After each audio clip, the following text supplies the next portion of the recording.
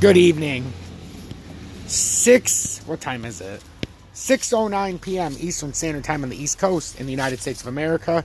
I'm T-Speaker222 with the ISO headquarters.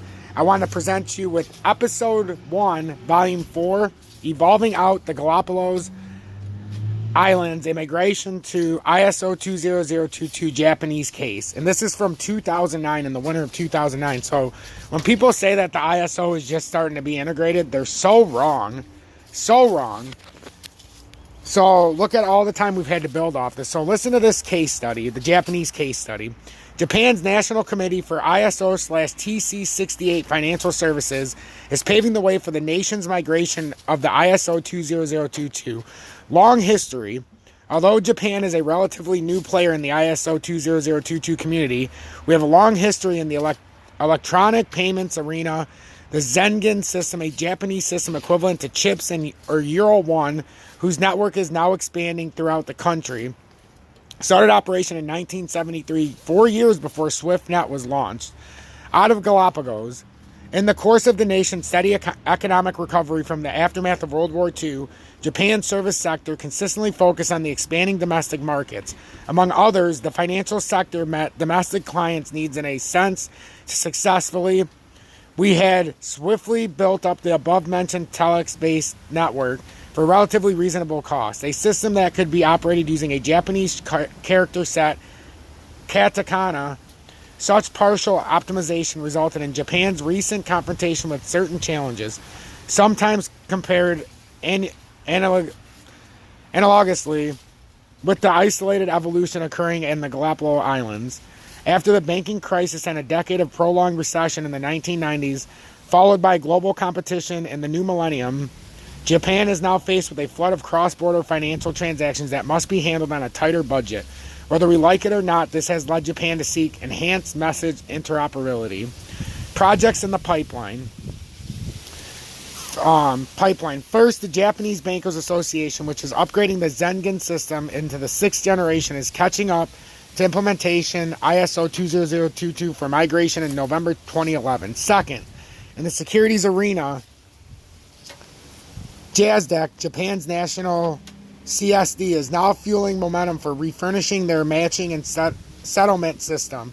JASDEC has decided to implement ISO-20022 for the system scheduled to go live in 2014.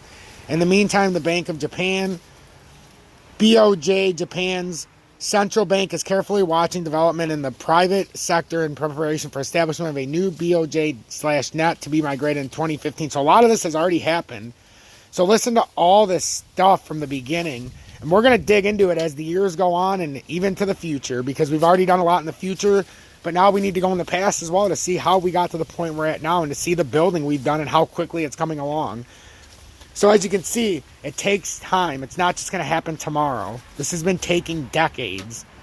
Innovation in the payments area. Another falling wind is blowing to sail off the innovation and payments arena. The Payment Services Act was passed last June. This modern legal infrastructure, together with remarkable innovations in IT such as IC smart cards and gigabit networks, is the driving new force for expanding the payment business in such domains as retail payments as well as cash management services for the corporate treasury. Unique structure of the Japanese ISO/T668 community. Financial institutions in Japan are outsourcing IT system maintenance and development to their business partners in the IT industry, which are the main drivers of technological innovation and are backed by accumulated operational skills. This is why Japan's National Committee has an extraordinarily variety of members, from payment/settlement business leaders to IT architects and academics. Leveraging this talent, we would also like to contribute to the ISO-20022 community from perspectives like the IT security handled under TC68/SC2, as well as the XBRE extensible business reporting language and financial reporting architectures and TC68/SC4 securities. See you in Tokyo. So obviously that's something real good. And then the next one we're going to get into is reactive or proactive, and that'll be in Volume 5, because I don't want to FUD it up, and I don't want you guys to have to sit here for too long, and I want you to absorb the information.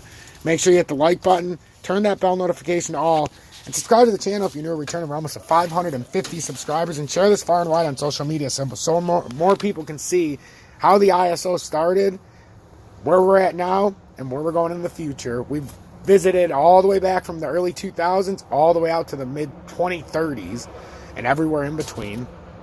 Hope you continue on this fantastic journey that we are on at this current moment in history.